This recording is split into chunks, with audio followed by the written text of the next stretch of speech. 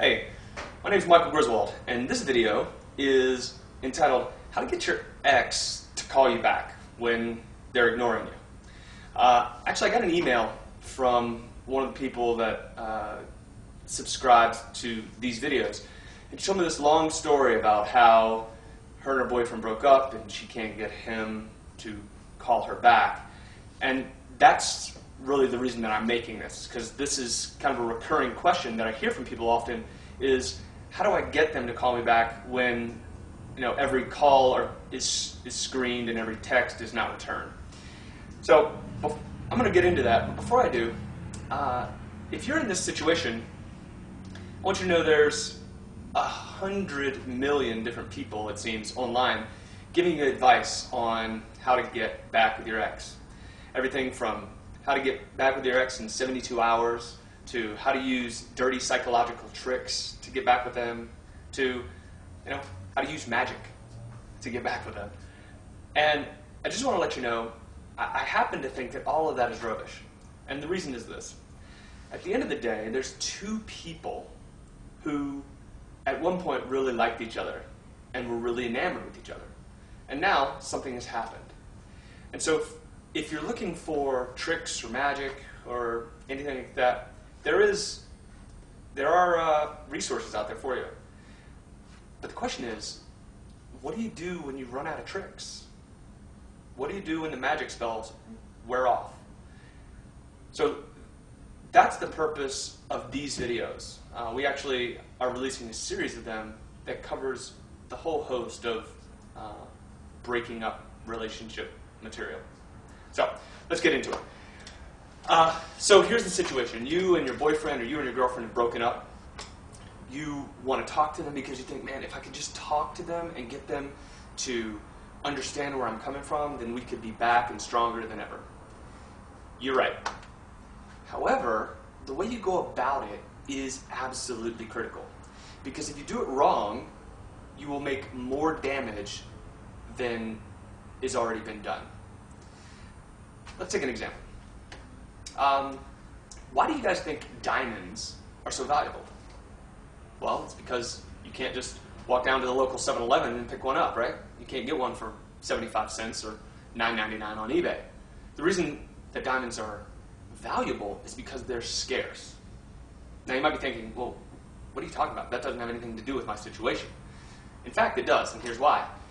Because the fact is that we value, as people, things that are scarce, right? And that includes even intangible things like our time. If you are working a job and you don't get a lot of sleep, your sleep has become scarce and you value it more. Okay? So, how do we apply this to the situation with the relationship that you're in? Here's what you do. If you and your boyfriend, or you and your girlfriend, or you and your wife, or you and your husband, whatever sort of relationship you've had that's just ended, the way to get to the point where you can talk to them honestly is to do what is completely counterintuitive, and that is to stop trying to talk to them. Because what you then do is you provide the opportunity for them to miss you. Does this make sense?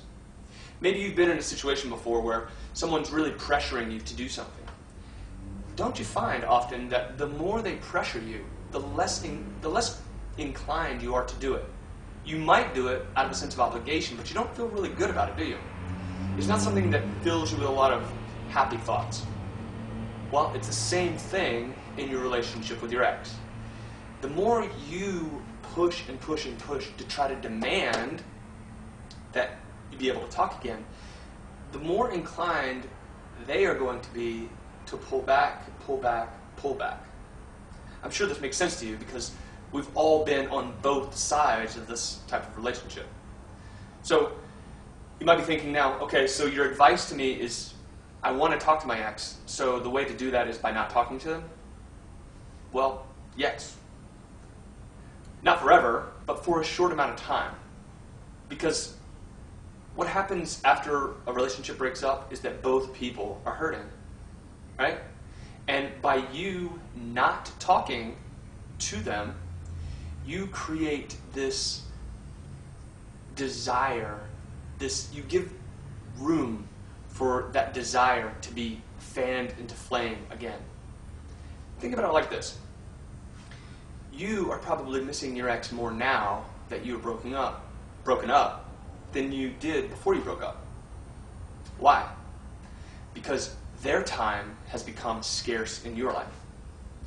If you can imagine using that same philosophy with them, you'll get a similar result.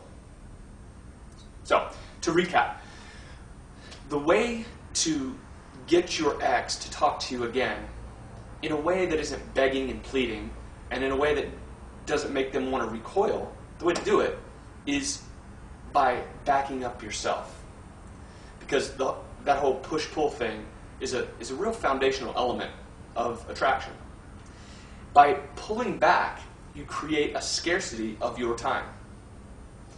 And by creating a scarcity of your time, you give your ex the opportunity to miss you. And when people miss things, they're more inclined to seek them out. You might find that, actually, the more you do this, the more they're going to want you. And the more it puts you back on a level playing field where you can have the discussion you want to have and then make things even better than before. So, my name is Michael Griswold, and if you want to check out more, we've got a whole host of videos about this subject and everything having to do with relationships and breaking up and getting back together at reunitedrelationships.com. See you later.